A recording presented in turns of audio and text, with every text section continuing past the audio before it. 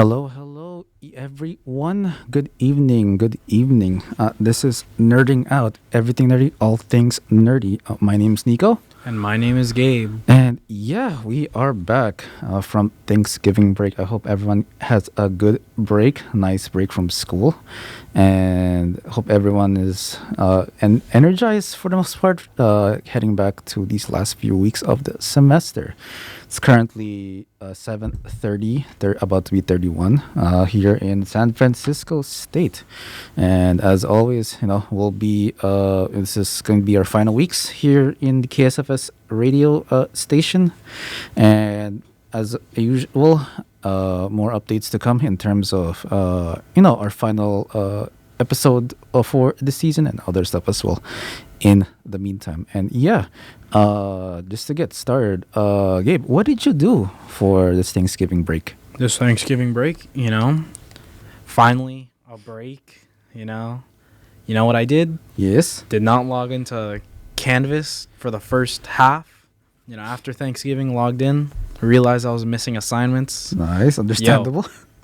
Guess what? We came back from those. In Nice. A couple hours, we did something I consider subpar, but we got a good grade on it. Nice, so nice. we take those dubs. You take those dubs, And then we just went out, or I just went out, and I saw the Marvels. Oh no! This week, it's funny. I'm not gonna lie.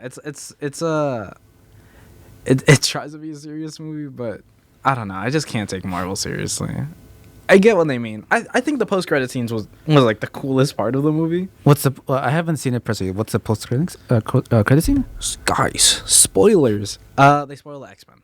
It's an alternate universe X-Men though. That's like the alternate. So they're planning on actually implementing X-Men somehow. Yeah. Oh it my wasn't. goodness. And I would say because they introduced the Beast. Yes. And I think his CGI was pretty good. I was from what I've seen so far, I guess it's not too bad. From what even though we clown on Marvel lately of their CGI work and such, but it was good in my opinion. I actually liked it, and just went around town. Nice. How about you, Nico? What have you been doing? Well, Thanksgiving, tried to take a break and all that such. I was about to go to stay in SF for a bit, but recently, well, not as of recently, but this weekend I went to my aunt's place over at Yosemite. Getting to the wilderness side of California. I'll be honest, I wasn't supposed to go because I had to be busy with stuff, especially with our upcoming assignment for one of our other classes, sports broadcasting. Yeah. And that's gonna be a whole trip to figure out because finals is about to finish. It is about to be here in less than 2 weeks tops.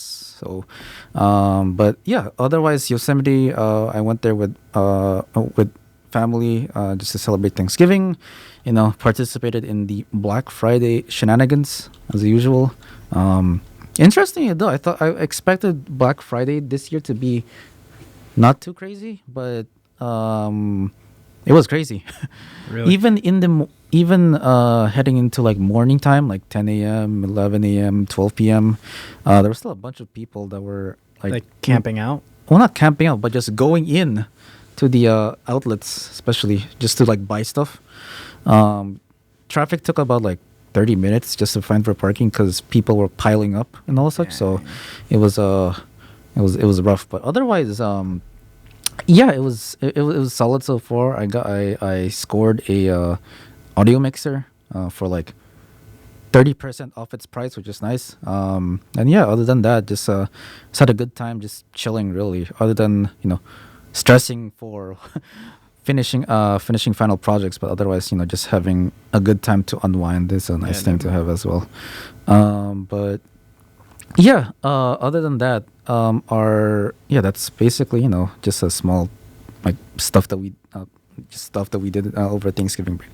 But yeah, let's get started. So this week we are talking about story times. Story times, things that we tell, and especially towards and our second topic is live streaming. Live streaming culture especially is a very big thing over on the internet, and it's something that I personally have been a part of ever since. Even though I'm not exactly like along with it, I'm just more of a viewer than like a live streamer or a content creator or such as well. Are you familiar with Twitch? I'm assuming, Gabe. Yeah, Nice. I used to scroll Twitch when YouTube was kind of like in that weird stage where it was like YouTube really wasn't giving me anything I really wanted to watch, and then streamers were like kind of popping at the time. So Yeah. I was like, yeah, dude, I mess with Twitch. Nice, nice. So yeah, with Twitch personally, I think back then when I was in high school, this was during the time when I wasn't fully aware of what a computer was. I mean, I was aware, but I wasn't fully into the internet culture, as they say. So this was during the time when League of Legends, Hearthstone, and certain like esports games were a thing, and that's where I got started with getting into live streaming like communities and all such, because when you're with certain people, you tend to like see what they do or like just join in whatever they're doing. So back then, I in high school there was this let's just say a program where it was basically game dev, game development. You're able to play video games, make video games, and all that sorts. And one of the main games that people played was League of Legends. League of Legends, made by Riot Games, and it's a very 5v5. It's a masochist's game. Masochist game. Whoever takes the enemy's core, wins the entire match. So it's one of those games, especially is that game specifically basically opened the doors to, I guess, various people and other communities as well. Because League of Legends is it's a very popular game, especially with like streamers and content creators, and that's where a lot of people found their start. Especially, it's like a lot of esports games that anyone can access. I think we talked about it back in the day, but back in a few episodes ago, about offline TV, right? Yeah. So offline TV is a streamer group that's comprised of mainly League of Legends streamers of different sorts. Whether you're a pro player, content creator, artist, so on and so forth. So it was a foray basically into their careers and all that such, and as many people did as well. So. But yeah, offline TV, it's they're a group that I followed ever since. So I remember we talked about it back then, the evolution that they became. They started from a singular house, coerced to making a group, which is very ragtag during the time, and they were very much they were just starting out, just trying to figure out to see if it works, and then they brought in different talent as well. Some people came from just doing variety streaming to Overwatch. When Overwatch was at its peak, quote unquote, and then a certain Hearthstone streamer named Disguised Toast, where he used to stream with a mask on, or just not have his identity like shown until that one fateful day where he accidentally showed his face and Pandora's box opened. So what a world that happened. But live streaming really is something really. Were there any specifics, Gabe? Were there any specific streamers that you've watched often, whether it be like casually or like off or like So the main one that I used to watch was Germa. Oh my god, Germa was my just because old man. Yes, like the bits. I just love his bits. Germa's very talented in what he does. Yeah. Like, one of his magnum opus like projects is Dollhouse.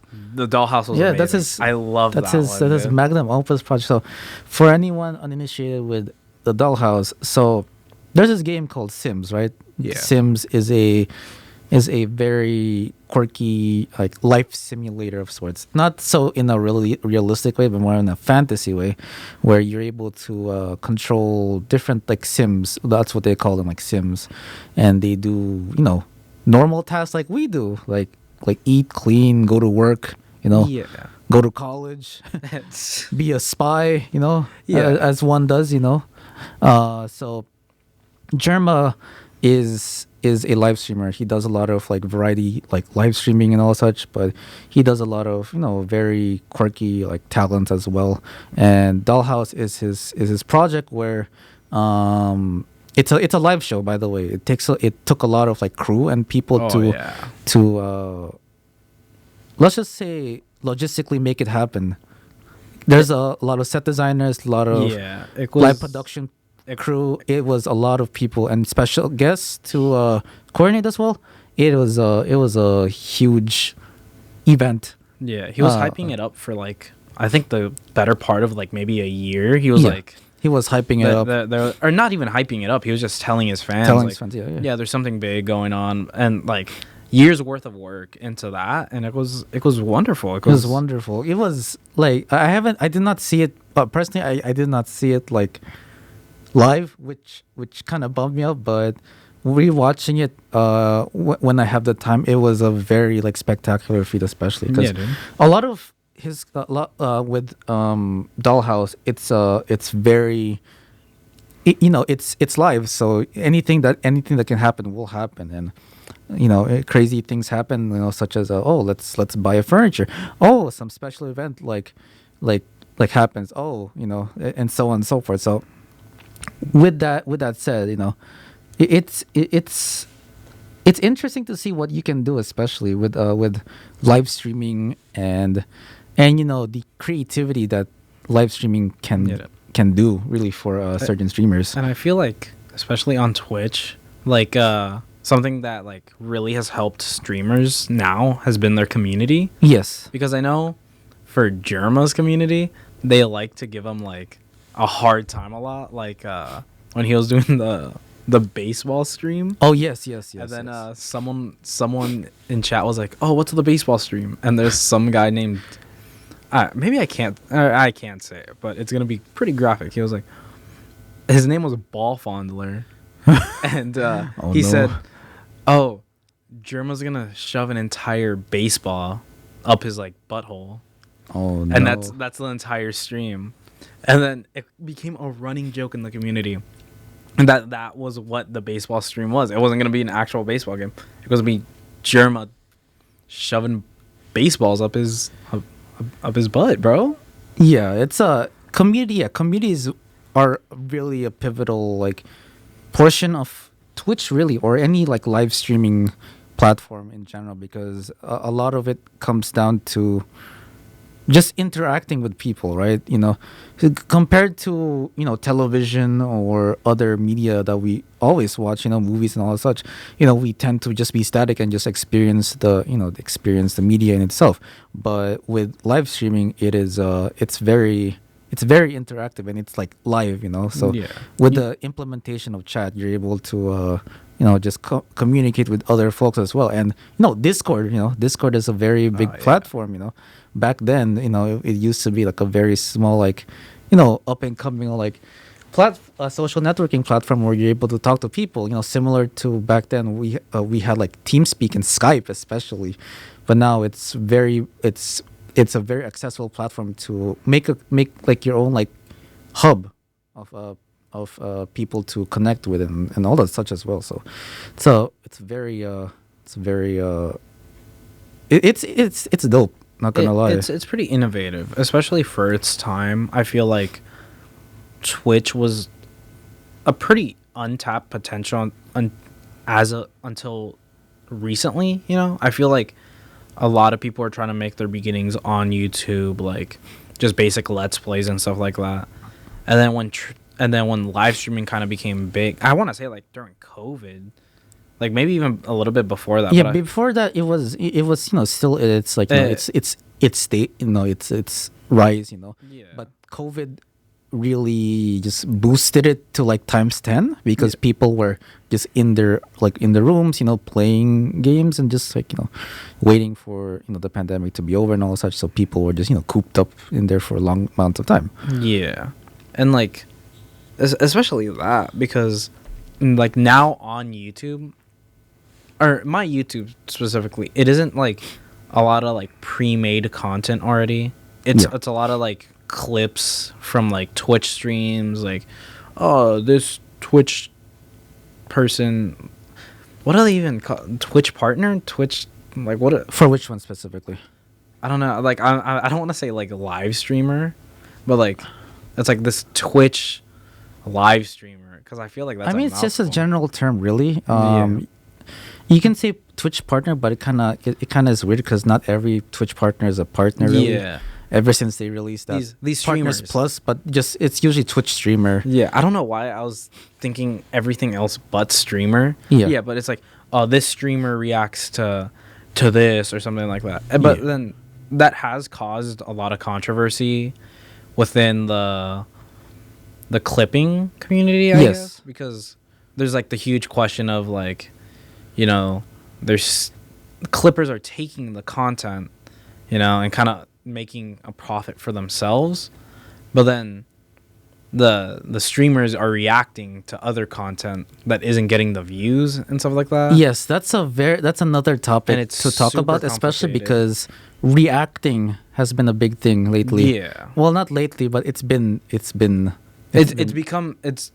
on the rise. Coming on the rise. It's been there. It's just that due to especially larger streamers reacting to content, it's a matter of a gray area, really, of whether or not a streamer is taking another person's views, like especially those that actually make like video content, in YouTube, and they react it. It's a very gray area where it's not a clear cut situation, really. Yeah. Because one I guess situation that has had recently happened is the Sniper Wolf and Jack's Film situation. Oh, so for anyone who doesn't know, it's a incident that happened where Sniper Wolf technically doxed Jack's Film's house over Instagram, and people were hella mad at it, like, understandably, because it's doxing. It's one of the major things that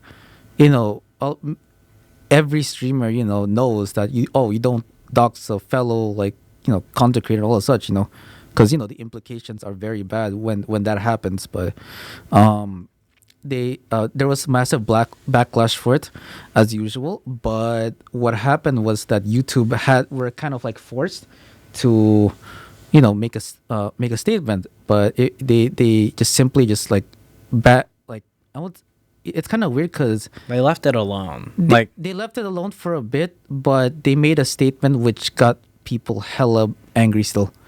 I think their statement was around the lines where they banned her payments. Yeah, that's it.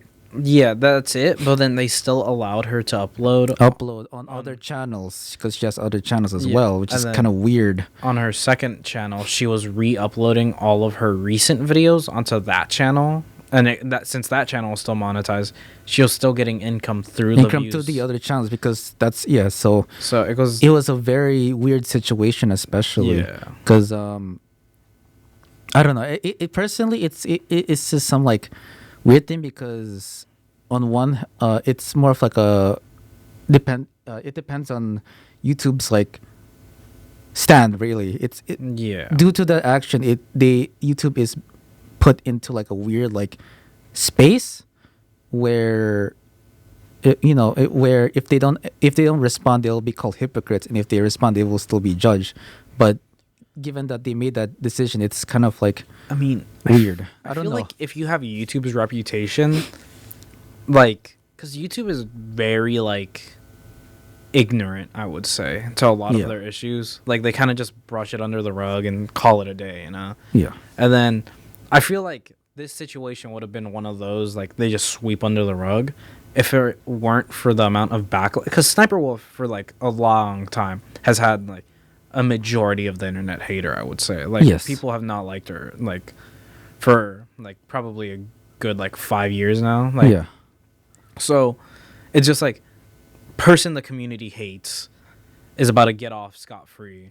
Like the community obviously like did the right thing and like was outraged and like made their voices heard. And like thankfully, quote unquote, like she was punished, but like But like, it's not a correct one. Really, yeah, it's not really a punishment because it's just she something. found a loophole. Yeah, it's just something, but it's not even anything because, you know, as I said, loopholes and other like channels, and the fact that they actually spotlighted her in one of the one Twitter post, which is funny, and then they were like it was during like an award session. I was like, oh, like how does she make her content, whatever. Like they made that type of post, so which was weird because it was before that incident happened, which is very well, and people were like connecting that post to the recent events, which is very well. That's pretty funny. So it was very interesting. But other than that, though, it's reacting is a very weird situation, really. Like personally, it's something that's there, but as I said before, it's more of a it's really hard to say, really, because it's there, it's been there, but it's I think it's a reaction content is a double-edged sword, and I know there isn't really a lot of reactors that talk like the only one I really know that's broken down how they handle reaction like content when they're live streaming is XQC, because he was getting a bunch of like hate for basically only doing reaction content, and some of these people that he was reacting to, they were like, well, you have like 14,000 views and it's only like all of them are watching it through your screen, so those are 14, or wait, did I say million? You said 1,000. Oh yeah, okay. Yeah, 14,000 like views that I'm missing out that could easily give me a profit. Yeah. But then it's a double-edged sword, because a lot of the time, like the recommended videos that he watches, like I would have never gotten on my own like YouTube. It's a weird like, as I said before, many countless times, gray area. Like if they haven't watched if they don't watch the videos, then would they have like noticed the video at all? Like type of situation, but because it's a weird thing to like I guess figure out like some like middle ground in that sense. Well, I know XQC, when he was breaking it down, he said that he has like this separate channel, like Best of XQC or something like that, where it's his clips and some of the clips are reaction channels, and he has an entire team managing it. So supposedly what he does is, because you could never trust like streamers or anything if they're actually doing the right thing, but they clip how many people there were during that time of the stream, and then they reimburse the video he was reacting to them. So I don't know this exact science, because I know there's systems where if you're a clipper and all such, you can make some money. But in terms of like reimbursing the video, it's kind of like weird to like mention if that makes sense, because because it's like on YouTube it's like 10 cents per like 1,000-ish. If you have like a good following, it's like 10 cents per like 1,000. So like I think XQC might give him a little bit more than that, but like if there was like 1,400, it comes out to like $140, something like that. And it's like it's hard to say like, oh, those, because you watching the video yourself does a lot for the algorithm to actually spread it out. Yes. Because then they're like, oh, people that like this guy's like content will spread it to them and stuff like that. So that's why I'm saying it's like a double-edged sword, because yes, they get publicity from like this big time streamer. Yes. But they're also missing out on like how the algorithm works to Yes. like spread it around.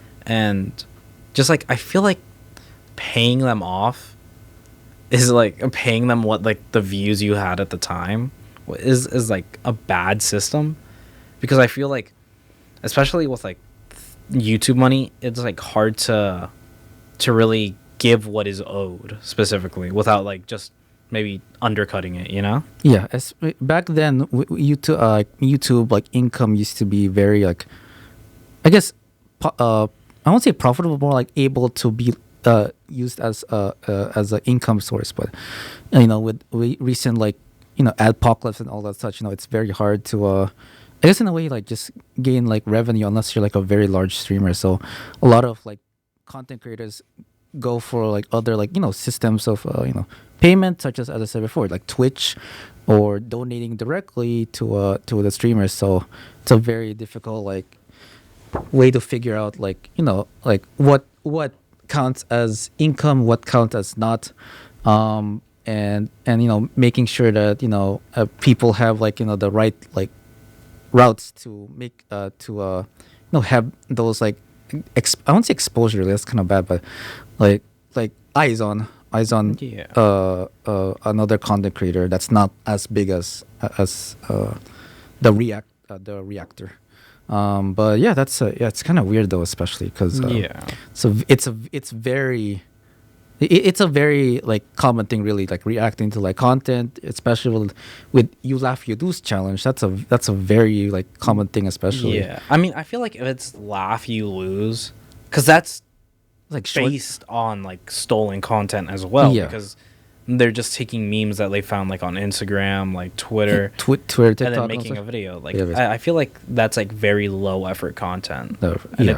it's hard to pay that out because it's based on stolen content. you Yeah, know? it's a very it's a very like interesting thing to like think about, especially because it's a you know like it's like a weird it's like a weird like ecosphere. Basically, you got like people who make actual content, and then you got like streamers, and then you got like reactor type people that react to content. It's a very big thing. It's a very interesting like cycle, if that makes Yeah. sense, especially for that portion of live streaming. It's not every like live streamer especially is like just reacting. There's like different like live streamers with that focus on FPS games, variety gaming, IRL. It's a very different like ecosphere, especially. Yeah.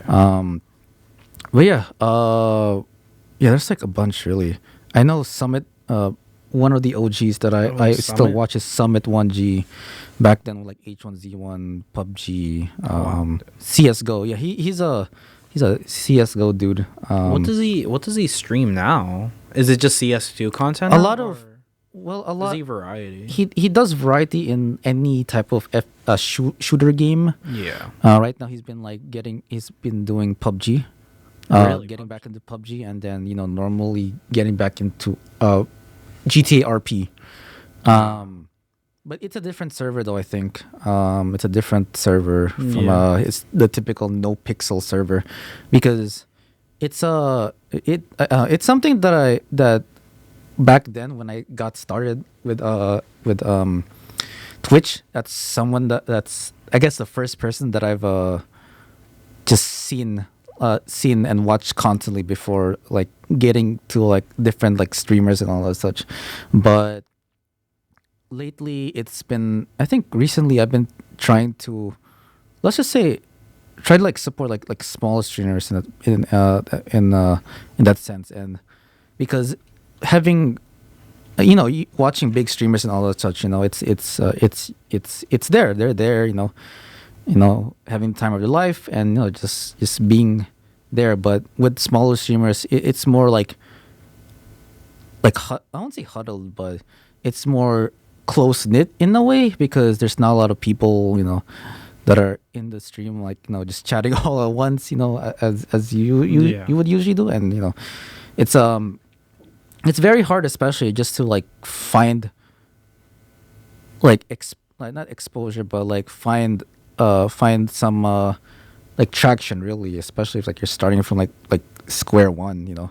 But it's live streaming, and it's something that it's similar to other like fields, really, it's a tough challenge, but it's not an impossible one to get to a normal like like a balance, really. You're listening to KSFS San Francisco at beccamedia.net/KSFS Radio. KSFS is a service of the Broadcast and Electronic Communication Arts Department at San Francisco State University. Some rights reserved under Creative Commons license. Let's go. Okay. Let's go. Okay. Trying to still like remember it completely, but it should be all right for the meantime. Yeah. One of the big things that is kind of connected with live streaming really is esports. Esports, I'll be honest, is something that I've been trying to follow ever since, and it's been a hella crazy ride lately. Yeah. With esports, because as someone who, I guess in a way, is trying to get into that field specifically, it's a very tough thing now to get into, if that for that specific like type, because of recent layoffs and the crash of crypto and a lot of like top mismanagement of companies and all that such. It's been a crazy thing, and ever since like getting into this semester, and getting into Gaming Gator specifically, which I help, well, assist for in terms of like events and all that such. It's been a wild ride, especially like finding SFSU alumnus doing like great things, especially on outside of the campus environment. I know someone that I follow on Twitter and Instagram and all such, and I know someone from Twitter and Instagram. He is, I think, a co-COO. I may be wrong with the terminology of the title of the job, but he is he used to be an ex Evil Geniuses intern. Oh, wow. Yeah, he used to be an ex Evil Geniuses intern, and he's mainly like a videographer, like a production person, videographer type of person. Yeah. And he does. He's currently working for Sylvix Productions. I may be wrong with the name, but it's like SLVIX Productions. They mainly do a lot of like production, producing stuff for like esports content. You know, like shorts or full length videos and other graphic stuff as well. That's pretty cool. And yeah, as I said before, the person is also a SFSU alumnus. So, and I used to be the president of Gaming Gators. So during, I think, 2020, spring 2022. So this was like beginning of when I came here on campus as well. But yeah, it's a very like interesting, like very wild ride, especially because with League of Legends, right? You know, you got Worlds that many people know that happened here in at Chase Center November. But yeah, that was a wild like thing, especially like second semester of campus, when everything else was like beginning to open. They visited San Francisco. I think first week of November. It was for the finale, no? It's for the finale. Wow. So DRX, SKT Telecom 1 and DRX were the grand final like matchups, and from what many people are dubbing this like match is like the best in all of like LCS world history, because the history the SK SKT is like the fan favorite for many like teams out there. They're like, you have Faker, the GOAT, and as usual. But DRX, in terms of like their storylines, they were like underdogs of the 2022 like split, and they were almost like close to like getting eliminated in like a lot of like the groups and semifinals and all such. So yeah, the match was held at was a best of 5. And what's dope is that they managed to get through all 5 matches, making it it was a very long like tug of war match. And I wasn't there personally, because the tickets during the time were very expensive. Like let's just say 600, 700, even more if they're crazy enough, because people were like people somehow were like scalping it or something, Oh, dude, yeah. because There's a bunch of it's scalpers. rough. But yeah, but even before before that, before the main event, Riot usually makes a thing called FanFest, where it's a group, just people, just different vendors and different orgs, just like setting up shop on like the area, just like making just fun stuff for the community. I think I during the time I met like, do you know, there's like two actors that were in the Lord of the Rings movie. I forgot the specific name, but Was one of them like the main character Hobbit? yeah, one of the main character Hobbit. We're not talking about It's the Hobbit one. We're talking about the Lord of the Rings one, the oh, OG one. the Dumble. No, not No, Dumbledore. they're like one of the Hobbits, or there's two of them, but The one that played Frodo. no. Let me look that up for you. Yeah, it's yeah, but they were there because they made a podcast, and they were one of the guests for the main panel over the stage, and then Offline TV was there as usual. It's you were there as well, but it was like about to rain, which is kind of pain. Yeah. And then some other people that I've noticed, I noticed a lot of like the how do I say this? The cast for cast talent for the Riot games, the LCS like League, LCS, LCK, and then the LEC, the usual. And then I saw some players, I think, on there as well. For some reason, I ran into Double Lift and Lena at once. I'm like, what? Nice. That was wild, because it was like there was like different areas of the fan fest, and then there's like exclusive ones Yeah. where you can't access it, but you can still see it. So I was like just standing there, and all of a sudden like Lena and Double Lip like walking by. I'm like, what? I'm like, damn, that's crazy. But they just like they were going to one of the closed off areas of the Yeah. fan fest VIP sections, if that makes sense. I found the 4 hobbits. Yes. Elijah Woods, Sean Astin, Billy Boyd, Oh, Billy Boyd and Dominic Dominic. Mogahan. Yeah, Dominic Mogan and Billy Boyd were the ones that I've seen. They make a podcast. I forgot the specific name, but I think currently they are.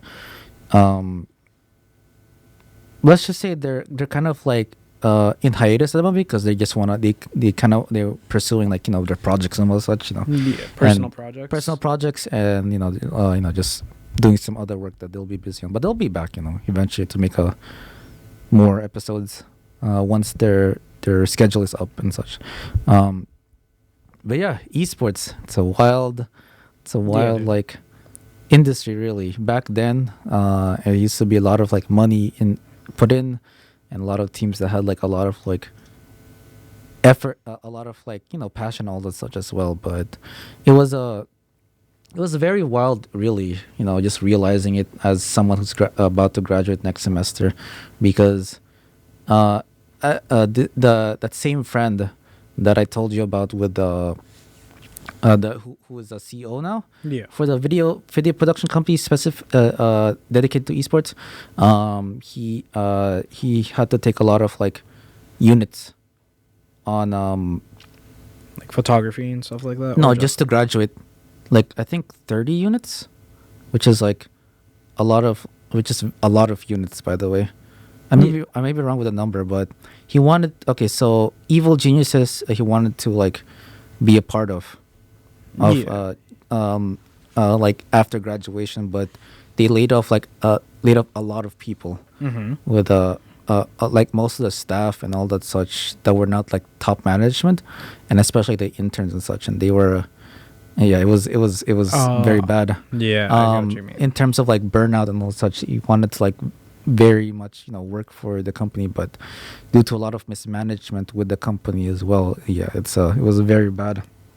But Yeah. Good thing though is that he's thriving and all that such, and he's part of a company that he's proud to be in. So it's pretty That's great. fine. Yeah, It's dude. pretty great. I wanted to ask you Yes. about your thoughts on the entire Pokimane situation currently. What is? Oh, is it the cookies one? Yeah, the cookies one. Oh, it's so weird. Cause it's like, oh my god. Okay, so context. Yeah, context for first. Context anyone first that before we doesn't start know. talking stuff. So, famous Twitch streamer Pokimane recently created her own like business of snacks, right? And she just released her first snack, which is these cookies. Yeah. They're like in a pouch. I think they're like healthy healthy, gluten-free, vegan, like pro-vegan, and like all this other stuff. Yeah. But when you try and buy it on the website, you could only buy them in packs of 4, and supposedly each pack is $7. So you have to spend $28 plus shipping if you don't buy the more expensive packs. The other two, it's like so they come in 4-pack, 8-pack, 12-pack. 8-pack and 12-pack come with free shipping. 4-pack doesn't. So people were kind of outraged, like spending like 28 plus, because that's not taking into account the tax too, and, and the shipping. So 28 plus for like these cookies that Pokimane's like really influential, so it's hard to find like someone that actually like reviews it properly, because a lot of people simp for Pokimane. Yeah. And, like they do anything for their their queen. Yeah. I didn't want to say that, but yeah, they'll. I mean, they'll do anything to make her look good. Yeah. So there's like a lot of reviews, and it's like, this is the best cookie ever, and it's like, well, is it actually the best cookie ever, or are you just a simp? But like the entire situation, like everyone was like, yo, $28 plus shipping tax. That's a lot, dude. Like for some cookies that like can be made for less. Like I'm taking a $30 risk basically. Yeah. To try out this snack, and if I don't like it, then like then it's over. Then I'm screwed. Food. And then she went on stream, right? And she was like eating them, and she was like, "Oh, this is amazing. This is the best tasting food ever." And it's like, all right, bro, shut up, get off your high horse. And then people were like, "Are you gonna like do a Black Friday sale or something for people to like actually try them?" And she was like, "Oh, well, my cookie and my." I don't know if she said my brand, but I know she said, well, my cookies aren't for broke boys. And then she made that joke. I'm like, why? Yeah, and then she acted super smug, and then everyone was like, well, you don't bite the hand that's feeding you. Like, these are all your friends. Like, it's from what I've heard. Yeah, from what I've heard, I think it was that point where I think people got hella mad, because that's basically like the main argument. Really is basically smack talking. Broke people, as she says, and it's a very weird and it's. I don't know. Personally, I feel like it's a tone deaf like response. Really, yeah, dude. She said it was like a joke or something along those lines, but the fact is, it's that people, that's your fans. Yeah, I know a lot of, when it comes to streaming, I think a lot of a fair amount of streamers that don't have like a sort of like awareness in terms of like being like just like their fans and all that such, because it's kind of it's really weird, really, because it's like, oh, what counts as a joke, what counts as not. But when they say something, I feel like it's very obvious depending on your community, and the community that Pokimane has built has been very toxic. It's a lot of like white knights defending her, like, oh, she can't do no wrong. And it doesn't help that she's like especially like very protected by Twitch, the company themselves. Like, they do a lot for her, and she doesn't really have to do anything back to help them. Yeah. And it kind of sucks, because like in this situation, like, yeah, people are gonna get mad, but like it's not like she's not gonna like go like, I'm sorry, I was wrong, because her ego's so inflated. Like, she's got this huge like company like backing her up. So, and then like these diehard like Fans that will defend her no matter what. Yeah, and it's like she could easily bite the hand that's like feeding her and like built up her career. Yeah, it's. I think this is why I don't like watch like big streamers a lot unless they're worth watching. As I said before, I enjoy watching Jerma because he's very entertaining and he's very creative in terms of his content. But when it comes like the top dog streamers, especially, I feel like I don't like watch them really, like Yeah. XQC, Pokemon, all of such, because it feels like it's a it's there. They already have like supportive communities. I'll rather just like put Yeah. my like eyes and focus on someone who needs who needs spotlight. And from what I see, dude, it feels like with Jerma specifically, it feels a lot more like 3-dimensional. Yeah. Like he always like his community is a part of the bit, so like they create it. But Yes. I feel like if it's XUC or like Pokimane, like her community is just basically like, oh my god, Queen Slay, you're Yeah. amazing. It's always just compliments. It's Yeah. like she can never like really bit with chat in the middle of the stream. It's just whatever she's doing, and then she focus on like whoever she's playing with. Yeah. And then same thing with XQC. Like maybe someone will like say something funny like, oh, his face kind of looks like the Mount Everest if it goes white or something. Oh wait, Mount Everest is white. What am I saying? Yeah, like someone will like insult him like in a funny way, and like, it's like, oh, haha, that's it. Well then, Jerma, like as I said, being way more 3-dimensional, like the community, like they actively have this thing of gaslighting each other. Like Yes. like the community will go like, They're like being a part of it, really. It's part of like the lore. It's part of like even if you're not like very deep into the streamer, at least you get like the sentiment of like being part of it without like needing to have like a lot of context. yeah, dude. It makes it easier for people who are new to get into whatever joke, and if they ever continue watching, get into the lore into of who the streamer is and other like stuff that happens within the community as well. And yeah, it's a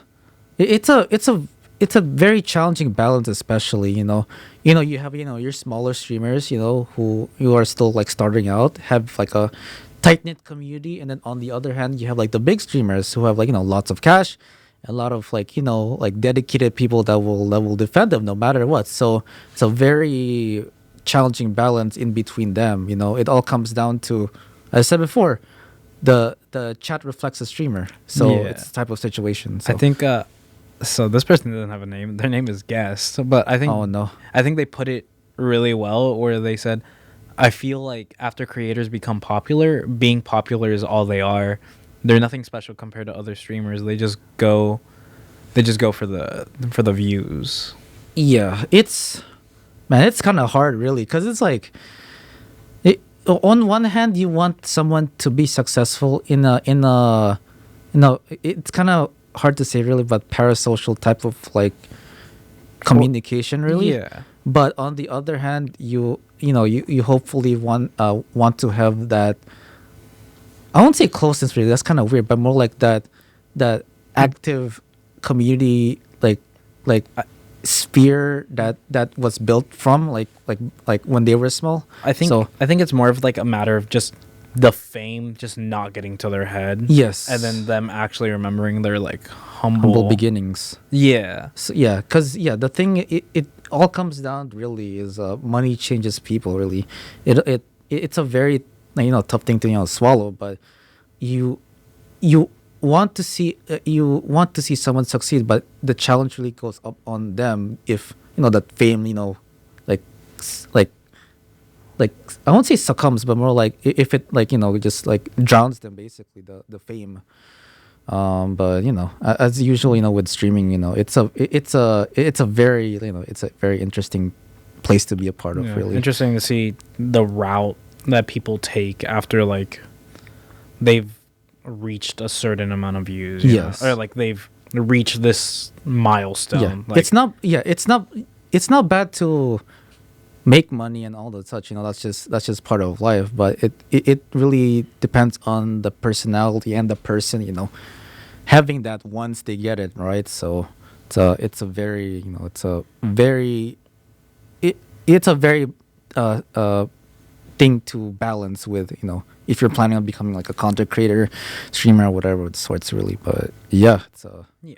what a Guys, don't worry. When Nerd Out becomes multi-millionaire, not billionaires. billionaires. We'll remember everyone here, dude. We'll remember Weird thing guests. weird thing to think about that I've been like planning on if for season 2 is probably stream it on Twitch. That's a thing that I'm trying to think about, but I might have to talk with You're probably gonna have to talk with Lyle about I'm gonna have to talk about like okay, so the plan is, the computer that you're talking to chat with, Yeah. I might have to install OBS. Interesting. I mean, it doesn't have to. Okay, so it doesn't have to require too much really to run. The only audio source that we'll be probably pulling off is from the website, so you don't need too much really. But if worst comes to worst, I might have to just buy some laptop off eBay and pray that it runs OBS. Jesus. Okay. I mean, we are getting an app next semester too. Oh wait, are we? Or What? I thought we were. What app? Like they're trying to do like this app where people just have to click the app and then they'll be able to listen. They don't have to like go through the website anymore. I mean, there is an app already. Is there? Yes, there is an app. But I thought it was gonna be like this new one's gonna be like more official.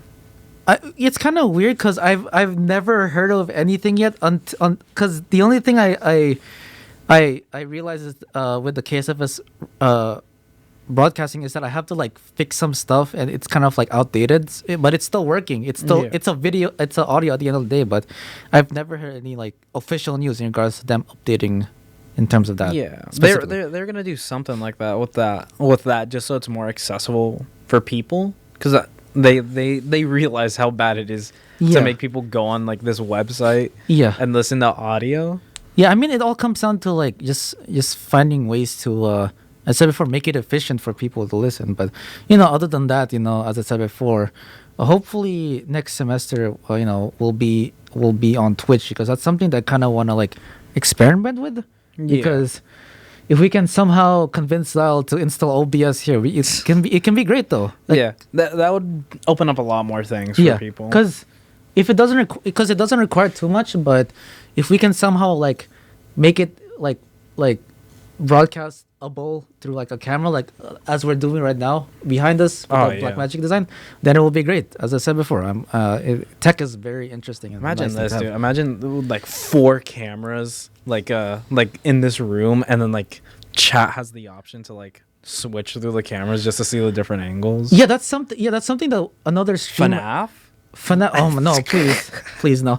That's I know some other streamers, other like streamers done that for like their game shows type of like events, where it's like a specific website. It's like a specific website. It's not something that they can like control on like Twitch or because that's like a lot though, really.